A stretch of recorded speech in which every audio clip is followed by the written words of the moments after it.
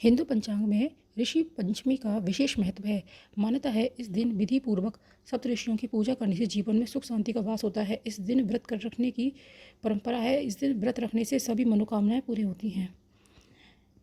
आज हम ऋषि पंचमी के बारे में बताएंगे कि इसका महत्व क्या है, क्यों रखा जाता है। अगर आपको मेरी दी गई जानकारी अच्छी लगती है तो आप मेरे चैनल को सब्सक्राइब कर सकते हैं, वीडियो को लाइक कर सकते हैं और ज़्यादा से ज़्यादा लोगों में शेयर अवश्य कर दें। ऋषि पंचमी 1 सितंबर 2022 को है। पंचांग के अनुसार 1 सितंबर गुरुवार का दिन पूजा पाठ और धार्मिक कार्यों के लिए बहुत ही उत्तम होता है। इस दिन ऋषि पंचमी का व्रत रखा जाएगा। पंचमी तिथि की शुरुआत 1 सितंबर 2022 को 31 अगस्त को दोपहर 3:22 से शुरू होगी और समाप्ति 1 सितंबर को दोपहर 2:49 पर समापन होगा। तो पंचमी तिथि की यह एक अवधि है। इसके बाद में पंचमी तिथि की पूजा के लिए जो शुभ मुहूर्त है 1 सितंबर 2022 गुरुवार को सुबह 11:05 से दोपहर 1:37 तक का समय पूजा के लिए बहुत ही शुभ रहेगा। इसमें आप अपने पति के साथ अगर पूजा करती हैं तो इसका बहुत ही अच्छा फल मिलेगा। ऋषि पंचमी का महत्व। इस व्रत को महिलाओं के लिए अटल सौभाग्यशाली बताया गया है। मान्यता है इस व्रत को रखने से रजस्वला दोष से मुक्ति हो जाती है और यह भी मान्यता है कि महिलाएं ऋषि पंचमी व्रत के दौरान गंगा स्नान करें तो इसका फल कई गुना बढ़ जाता है। ऋषि पंचमी पर पूजा सामग्री। इस दिन सप्तऋषि बनाकर दूध, दही, घी, शहद, जल से अभिषेक करें। रौली, चावल, धूप, दीप आदि से पूजा करें। इसके बाद कथा सुने और कथा सुनने के बाद में घी से होम करें।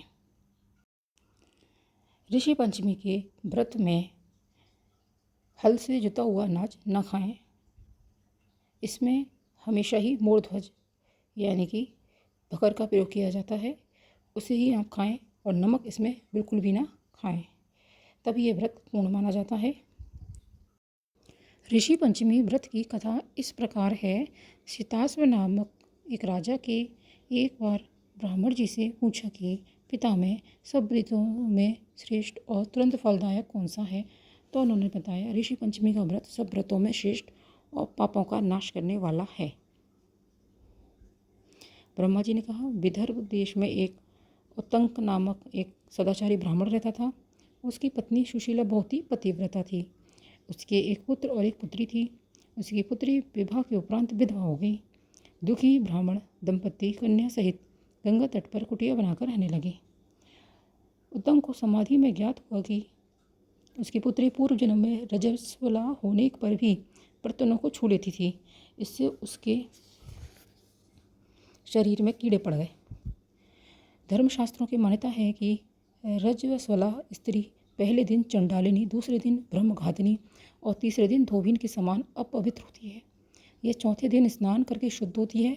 यदि यह शुद्ध मन से ऋषि पंचमी का व्रत करे तो वह पापों से मुक्त हो सकती है।